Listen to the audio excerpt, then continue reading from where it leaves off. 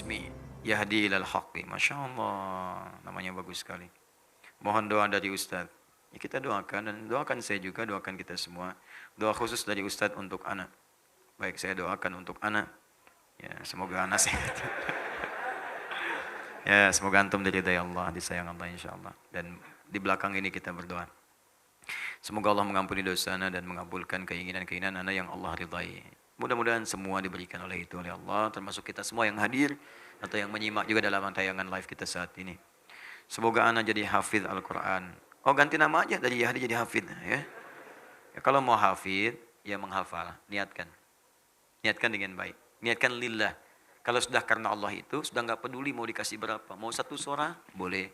2 surah terserah. Yang penting mampu mengamalkan dan Allah ridha. Itu kuncinya. Ada seorang bernama Abu Abdurrahman As-Sulami. Dia meriwayatkan hadis, beliau meriwayatkan hadis tentang bagaimana kemuliaan penghafal Quran dan ahli Quran. Khairukum man ta'allamal Qur'ana wa 'allamah.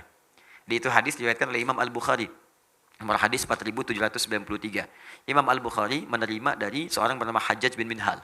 Hajjaj bin Minhal menerima dari Syu'bah. Syu'bah menerima dari Alqamah bin Marthad. Alqamah bin Marthad menerima dari Sa'ad bin Ubaidah.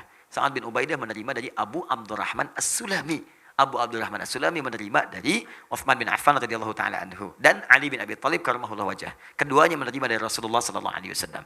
Ya, beliau menyampaikan khairukum man ta'allamal Qur'ana wa 'allama. Orang yang baik di antara kalian adalah orang yang mampu belajar Al-Qur'an dan mengamalkannya. Tapi apa kata Abu Abdurrahman As-Sulami? Akhadtul Qur'ana an qaumin. Saya itu belajar Qur'an dari sekelompok sahabat. Banyak, bukan 1-2 orang. Ya, apa yang dipelajari? Belajar itu enggak banyak-banyak. Kami belajar la natajawazu an asyra ayatin. Tidak kami lampaui 10 ayat. Di belajar itu 10 ayat dulu. Menghafal itu nggak banyak-banyak dulu. 10 ayat, 10 ayat, 10 ayat. Lalu kami berusaha mengamalkan. Kalau sudah sanggup mengamalkan, baru kami lompat ke ayat berikutnya. Lompat ke ayat berikutnya. Terus ke ayat berikutnya. Nah, jadi menghafal itu sabar.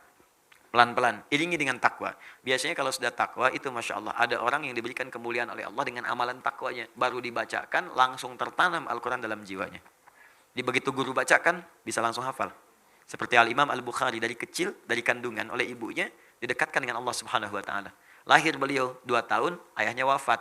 4 tahun, matanya buta.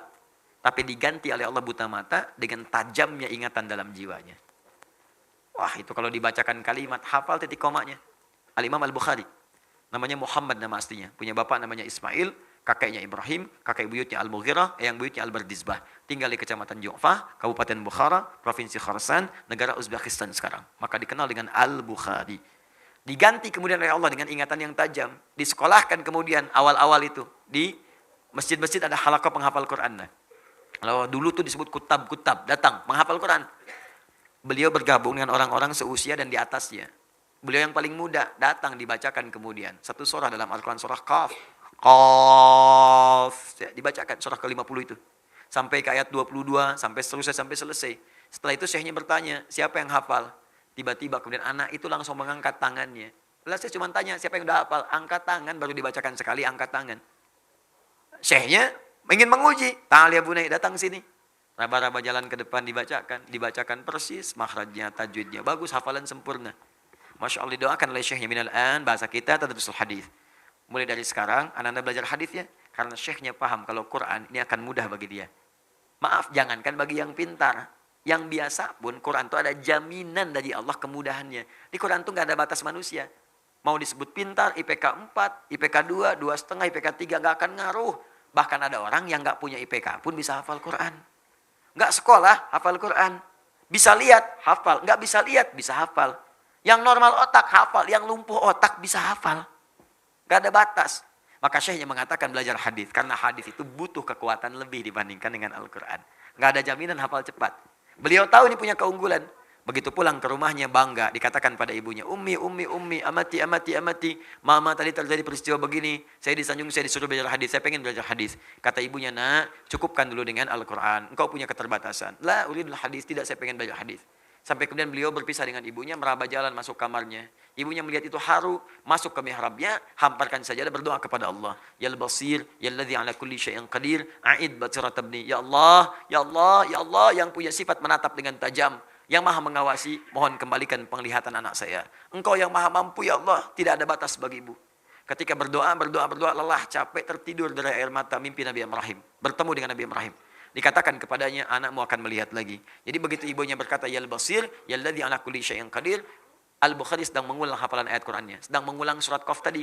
Sampai di surah itu, di ayat ke-22.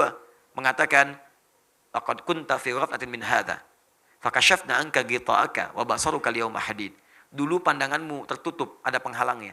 Maka mulai sekarang kami akan bukakan. Sejak saat ini pandanganmu akan menatap kembali dengan tajam. Sebetulnya ayat ini ayat akhirat tentang kondisi orang-orang yang di akhirat, tadinya di dunia buta dibukakan di akhirat. Tapi itu diturunkan kemuliaannya di dunia untuk Imam Al-Bukhari. Saking takwanya, orang tuanya dekat dengan Allah. Diberikan oleh Allah satu kemuliaan, tiba-tiba dibuka bisa melihat kembali. Kaget, lompat. Kejar ibunya, Ummi laqad ra'ait. Mama, saya bisa lihat lagi, saya bisa lihat lagi. Ibunya kaget bangun. Jadi peluk anaknya, rubbama ra'aita biqalbik. Nah, mungkin ananda melihat dengan hati.